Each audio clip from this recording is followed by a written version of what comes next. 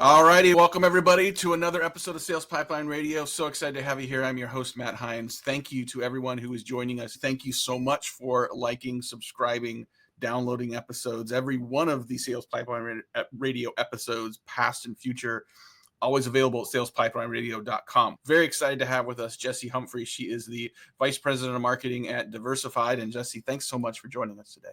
Of course. Happy to be here, Matt. There's a wide variety of things we could talk about, but I think in our limited time, I want to talk about the balance between brand and demand. I think a lot of conversations we've had on this show over the years, it's called Sales Pipeline Radio. So you'd imagine it's about demand. Increasingly, I see more and more companies as we head into 2025 indicate a greater investment in brand to support and grow their business. So I guess the central question, I think, is what's the right balance between brand and demand? How do they best coexist? And to start with, how do you define and differentiate those in the work that you've done? It's a great question. And I really think you're right, especially in B2B and technology. We see a lot of marketers really focusing in on that demand gen activity versus the brand stuff. For me, I'm a little biased more towards brand. And I always feel like if you don't have the brand as your foundation, your demand engine is not going to work as well. The data out there also shows so much. The 6th Sense report, the B2B buyer report that just came out, right? Talking about buyers, they're already 69% of the way through their journey before they even engage with sellers. So all of that journey up front, what is that? What's driving that? That's the brand. And so for me, I think if you're defining brand and demand, I like to think about it a little bit too, like your brand is like the car. Mm-hmm. Your demand is the engine. It's the functionality that makes the movement happen. And the intent signals is a customer in the driver's seat. Maybe they're hitting the gas pedal. That's the intent signal. And then your demand engine is the thing that's responding to that to get the movement, the next thing, the conversion to happen. And so that's how I like to think about it. But with the data showing, I think that buyers, as they're evaluating, they already know the top vendors, the people that they're looking for, and having that up front and the brand piece being more of a focus is only going to help to accelerate the action once they're in the driver's seat. Yeah, I completely agree with you. We've seen for years data that indicates, and it's uncanny to me that the data is usually in 68 to 74%, right in the same place of the amount of the buying journey that is over before sellers are involved. And the newer data that I've seen from this fall actually makes it worse to say that those same buyers, they do not want to talk to you. Right. Until that moment. They don't want to hear from you. They don't want to have a conversation with you.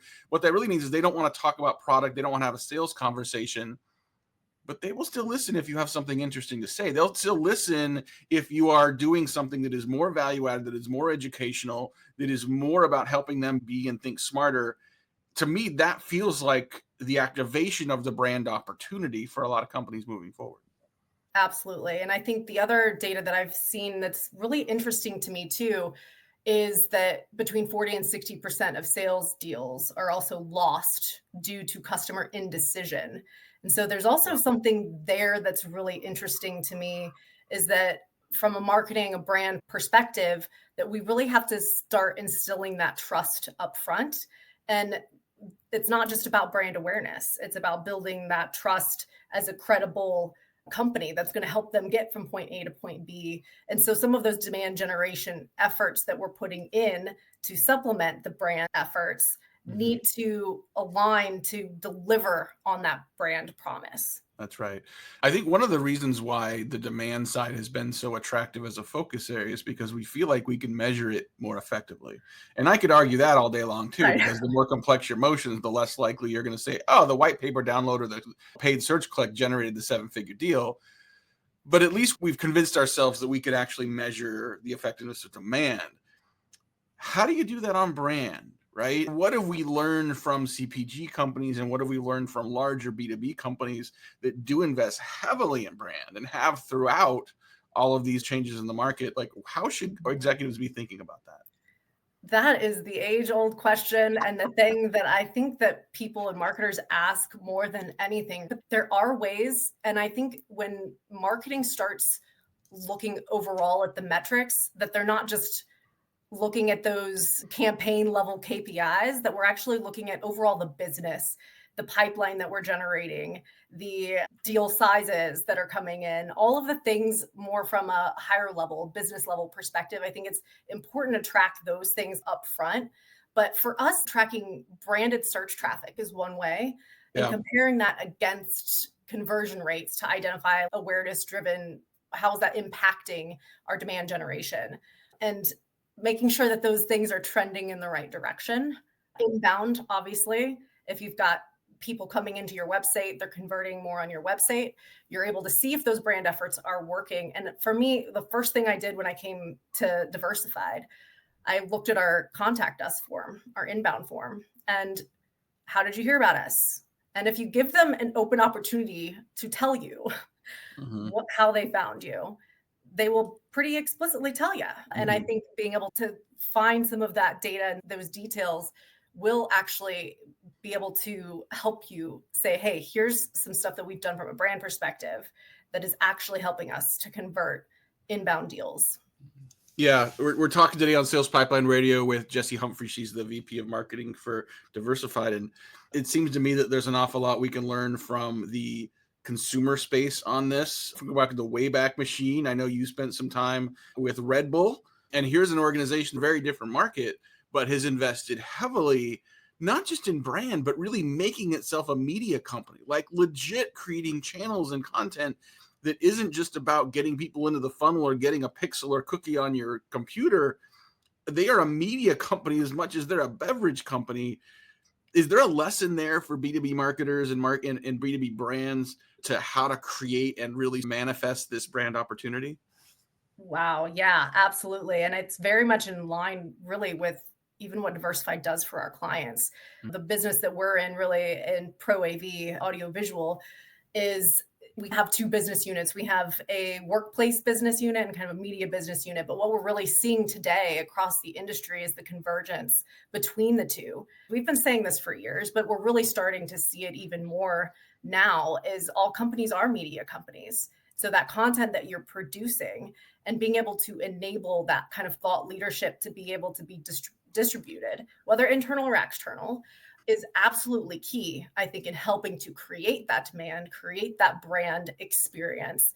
Like I said, it is both internal and external. It's the brand experience as an associate or an employee or a partner, just as much as it is for your clients that you're talking to. Yeah, and I think that if we take this from a different lens, where if we're focused on demand, then what we do, we're trying to go generate leads. We're trying to go generate demand. And if you ask the sales team, they're like, we need more leads. We need more leads. I don't actually think sales teams, that's not really what they want. What they really want is a market that craves what they're selling, right? Yes. And what are the ways that can manifest? Like understanding the problem, quantifying the problem, having awareness that you are associated with solving that problem. So when they call, oh, I've heard of you guys, right? Or when you email them or when they see you at an event, oh, I've heard of these guys, right? And there's an association with something. Because let's face it, like a lot of the sales and marketing we do is driving by someone's house at 35 miles an hour and trying to throw something in the mailbox. You're going to miss a lot. Yeah. So if I say, how do I build awareness of us, but also a correlation between us and a problem that needs solving, so that the prospects are more likely to answer the phone when the sales team calls. So they're more likely to lighten their gait as they walk by your booth at the trade show. These are measurable manifestations of what a brand can do in B2B. Yeah. And I think also from my perspective too, when you talk about the investment between brand and demand and how marketing leaders are really separating that out today, it's generally been really heavy, more like 70% more demand, 30% brand, and sometimes even more than that, right? Yeah. I split it more down the middle. We really need to have both. Brand needs to be more of a focus area. And when you talk about like at the trade shows, our company's been pretty event heavy, but it's how are we activating at each one of those things? How are we also creating more content at those events and almost repurposing some of the things and then distributing them across multiple channels to make sure that you're there when those buyers are ready to actually have that conversation. That's right. Thank you so much for being part of this today. I have a feeling we're going to be talking a lot more about brand and demand and how they all fit together in a go-to-market mix over the course of 2025 as well. Thank you everyone so much for listening, watching, downloading this episode of Sales Pipeline Radio. We'll be back next week with more content. Until then, thanks so much for being here. We'll see you next week. Appreciate it. Thanks, Matt.